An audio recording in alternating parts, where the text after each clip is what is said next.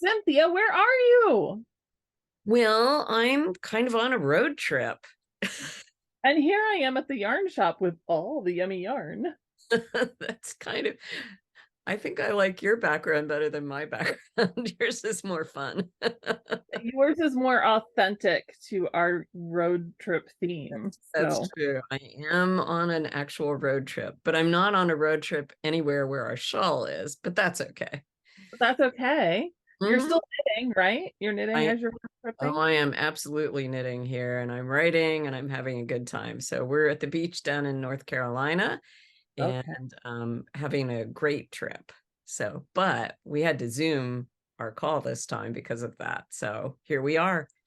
I still get to be with the pretty colors though. Yes, you do. I'll be home very soon and I'm looking forward to that again. Me too. So we are visiting Michigan for leg 7 of our journey here. And this is kind of a focal point, shall we say, of the Great Lakes region because Michigan is kind of like in the middle of everything. It's Mhm. even And in the middle of our shawl. I was going to just say that it's even in the middle of our shawl. And it's been interesting. I had a really hard time deciding in Michigan what to do because it's a stunning state and there are so many interesting things going on that I had a rough time choosing. So, but I did choose. What did you choose? Well, I went to a place called Holland, Michigan, Ooh. and I thought it was really interesting. It actually is originally a Dutch settlement, and every year they have this tulip festival. And then, so in May, there are millions of tulips all over Holland, Michigan. And I think I have to go there in real life sometime because it sounds beautiful. Now, I did not put millions of tulips on the shawl. You'll be happy to know. I put three. You can put as many or as few as you want. But I just did a little, thing of three tulips just because I thought they were sweet. So how do you make tulips in knitting? Well, I actually created them separately and then I sewed them down. And the sewing is super easy. I should say that. I just used like a running stitch. And when you sew an applique piece onto knitting, it it disappears. The yarn that you're using to sew just disappears, so it's That's super easy and it works really well. And then the stem is a little tiny I-cord, and again I just sewed it right into the shawl. I wasn't fussy about it. It's super easy, and it as I said, the sewing yarn sinks down into the knitting, so you can be as horrible of a sewer as you want and it'll never show. that's It is nice. So, yeah, so there's in Holland, there's a windmill, there's a little Dutch village where you can see wooden shoes being made, and there's, a cute downtown with cobblestone streets. So, I think we all need to go to Holland, Michigan sometime. It looks really fun. sounds like fun. Yeah. So, where did you go? Well, I really struggled too to find out what I was going to do for Michigan because there's so much, and Michigan touches 4 of the 5 Great Lakes. And so early Valerie thinking had me trying to choose 4 different destinations, one from each Great Lake. And I struggled with that, trying to figure out, like, I found the inspiration just fine, but trying to figure out how to work that into the shawl in a way that wouldn't be cluttered or distracting was, um, it didn't work for Rougher. me. Yeah. So I had to rethink it, and I came back to kind of the center of it all. There is um a bridge. I started with a bridge. I've got another bridge, 2 bridges in this shawl. I'm Um, not surprised. but it's the Mackinac Bridge, and it is the bridge that joins together the Upper Peninsula and the Lower Peninsula of Michigan, and it crosses the Straits of Mackinac. It is the, let's see if I get my stats right. It is the longest suspension bridge in the Western Hemisphere. It's the fifth longest in the world. The bridge itself is about 5 miles long. Wow, that's really long. Yeah. Yeah. What a fun bridge it would be to go over. Yeah, on Labor Day every year, they close 2 lanes of the traffic and people walk over the bridge. The governor leads a walk, which Wow, is cool. Yeah. that is really cool. Yeah. So anyway, I decided that the bridge is kind of what brings all of Michigan together and connects it. Mhm. And it seemed like a wonderful thing. And since bridges cross over water and it gave me my water perspective. Yes. Maybe you can think of it as going under the bridge because actually the photo that I used for inspiration is actually an upward shot at one of the towers. So it could be like you could be in a boat below looking Yeah. up. Oh, Uh, yeah.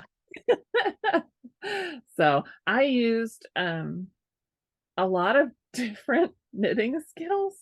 Um, so there are some cables to make the side posts of the tower. And then the tower has these little decorative things across it. Like, clearly, I'm not an architect because I don't know what these parts of the things are called, but I put in some lace to kind of mimic that. So that was kind of fun. And of course, there can be beads. You can put as few or as many beads in the background as you want.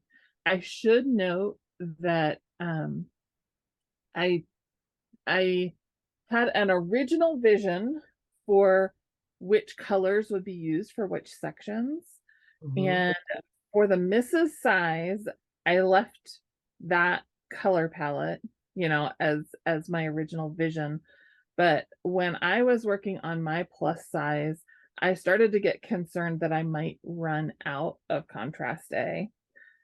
I didn't, but it did come close. And so, out of an abundance of caution, I changed up the color scheme on the plus size to use more of the main color since people who are doing the plus size have extra of the main color. So I throw that out there just so people don't get confused when they see the charts and the pattern and see that they're different. It When we design, we work to have our clues as interchangeable as possible, but the reality is some stitches use more yarn, some stitches use less. Right. And we want to be very careful not to like take it so far that if people have chosen different designs or knit at a different gauge or used yarn, our yarn partner this year, Manos del Uruguay, their skeins are really generous with 435 yards of yarn, but a lot of fingering weight yarn is only 400 yards. Right. So all of those things, I'm telling you, friends, those are the reasons. So if you're doing the plus size, you can go with the same coloring as the misses, maybe, but it's a risk. Um, so that's why I changed it up. I didn't want anyone else to have the same like worry and anxiety that I had.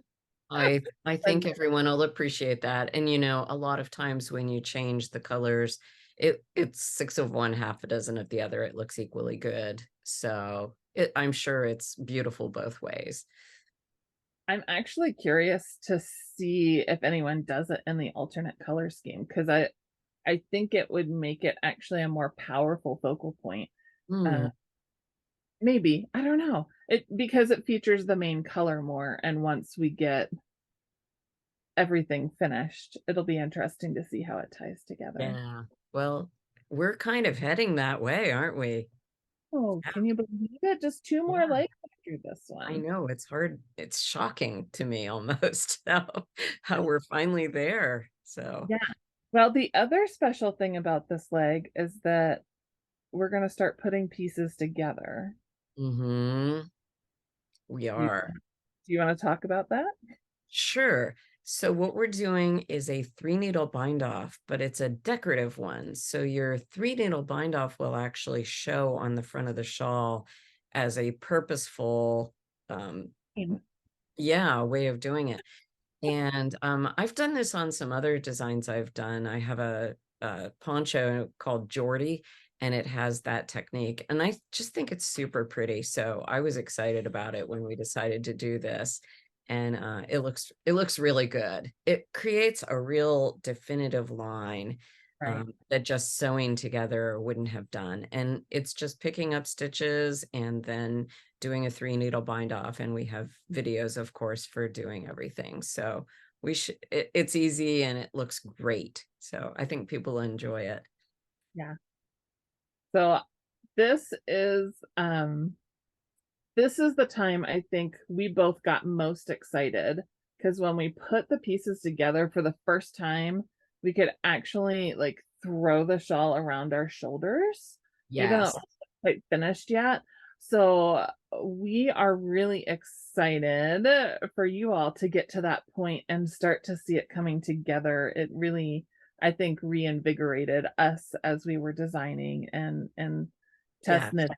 And ab- I think you all will catch a new vision mhm, as you proceed with leg 7 because this is yeah. really when it starts to gel. Yeah, it is super exciting. So I think everyone will enjoy this part a lot. And as always, we want to see your pictures. We want to hear your stories. I, Mhm. I, I've said it probably on every video. It's just so heartwarming to us to hear what you're connecting with as you make your decisions and to hear about family histories and trips and special moments in your lives and how that relates to your knitting is just so meaningful. It makes this design process so much more rewarding. So thank It really does. Yeah. And I've been amazed at the number of people who, as they've been knitting, have really found connections to family or trips or, all kinds of things in unexpected ways sometimes. And it's just wonderful. So I think that's my favorite part of doing these mysteries is how much fun that's been. absolutely. So Yeah. where should people post their pictures? They will do it in Fans of Really Clear on Ravelry or on our Facebook Road Trip Mystery group. And of course, there will be a prize again, as always, for a random winner who has completed leg 7. And you have to join everything too this time. That It counts. has to all be put together. Yes. You have to do the knitting and put it together and Yes. you'll be qualified, entered to win, entered into the drawing. So we will enjoy very much seeing those photos. We absolutely will. So have fun knitting it. And we are looking forward to seeing you in 2 weeks for leg 8. Woo! Yeah. Happy knitting, friends.